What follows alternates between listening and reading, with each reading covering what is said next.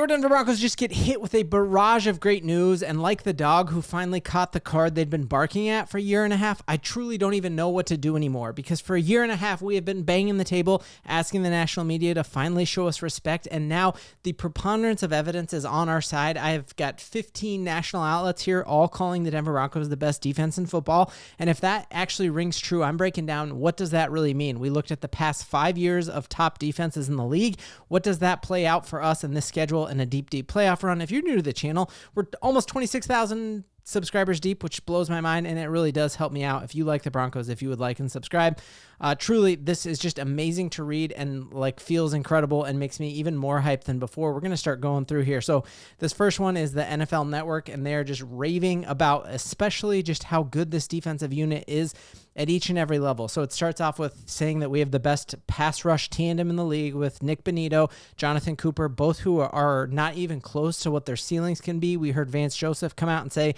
he thinks Nick Bonito actually has another gear that he can kick it up. And in addition to that, you go out and get Q Robinson. You have Jonah Ellis, who was the youngest player in NFL history to record 5 sacks as a 21-year-old. He barely even has a beard yet.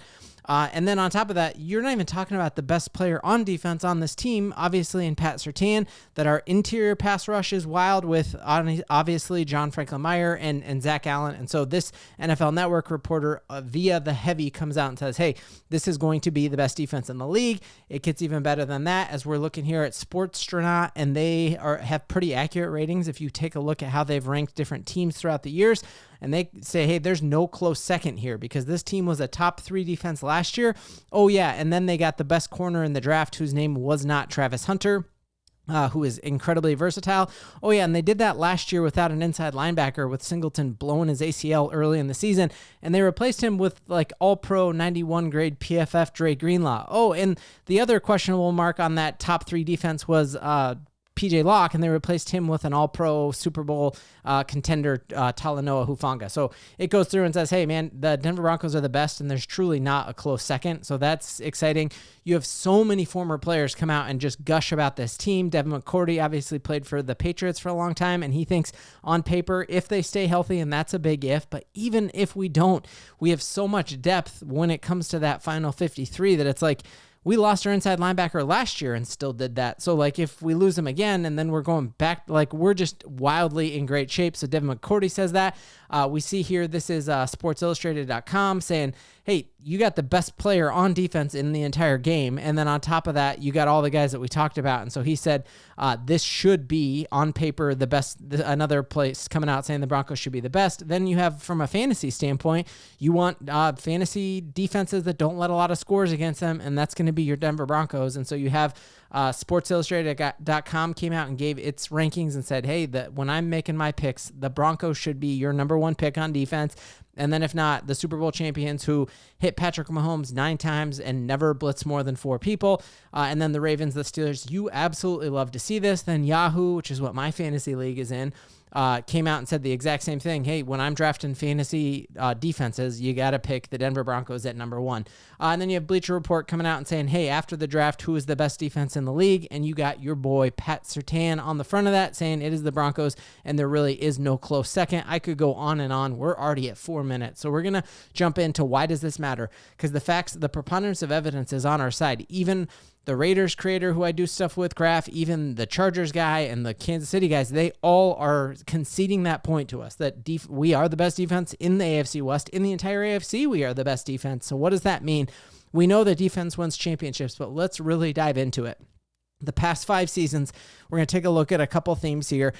You were going to see that the top defense almost never misses the playoffs altogether, and then most often gets all the way to the Super Bowl or at least to the championship game. And when they don't, it's because their offense is pitiful. And I'm going to show you that we're not a pitiful offense, and we are nowhere close to our ceiling. So if we look going back to 2020, obviously, we're talking a Super Bowl caliber defense. The Los Angeles Rams, they allowed 18.5 points per game.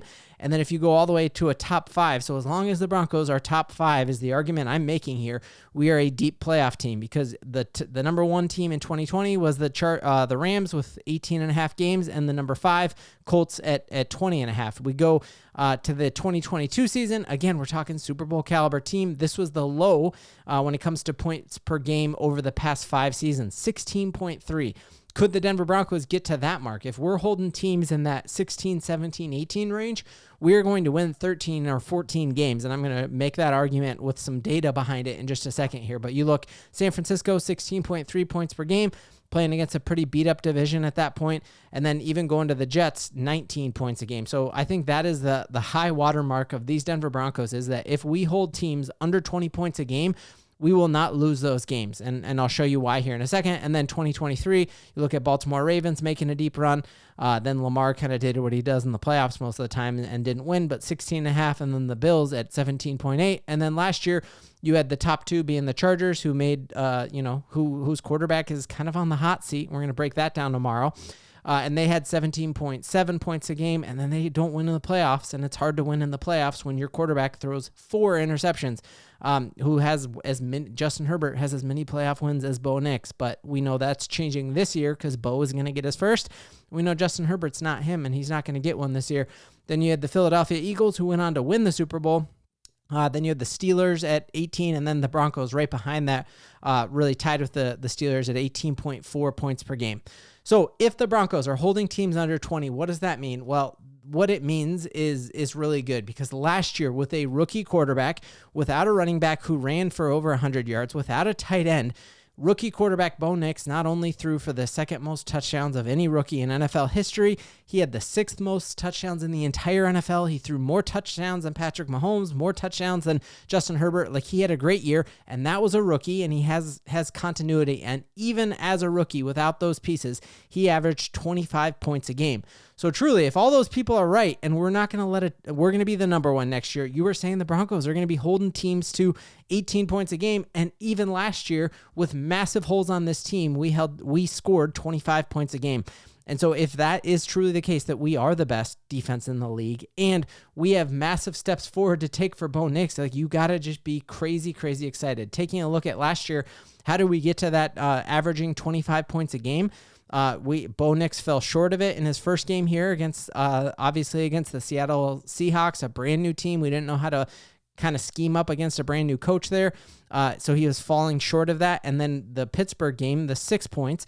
And then the week after that, you see him just start to explode, 26 points. And then against the Jets, playing in a monsoon, he had 10 points. If you go basically week 5 onward, the Denver Broncos averaged like a wild amount. It's closer to 30 points a game. Like, we had games were dropping 38 and 33 and 34. And so that's the level of, man, 25 points is truly the floor for what this Broncos offense will score next year. And I think that you can pencil these Denver Broncos in to score 27 points a game. And the rest of the NFL experts are saying we're not going to let a team score 20 points on us. And so the math just does not add up. I didn't know there was going to be math on this assignment, but I came ready, and we got to be wildly hyped from like what we saw out of Bo. Do not let the national media, who still slept on the Broncos offense, they're just looking at the analytics, and it's hard to ignore our defense.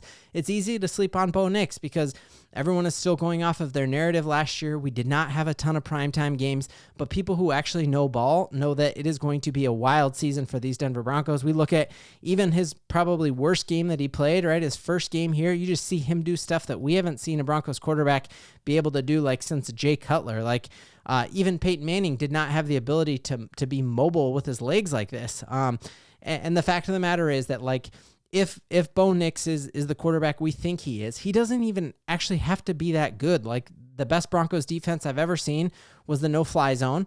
And that was Peyton Manning's worst year as a Broncos quarterback. Remember, he got benched during that Kansas City game, and then Brock Osweiler played.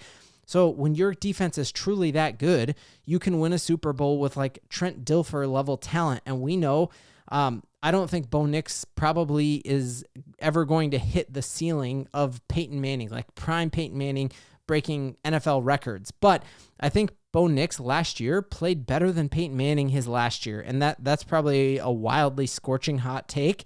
But if Bo Nix can be as good as a injured kind of limped arm Peyton Manning, the ceiling is crazy high for these Broncos. And that is why I've told my wife and my kids, hey guys, we are clearing out the month of January. We're postponing our February trip because the Denver Broncos are making a deep run into next year's playoffs. And that's something we all got to believe in.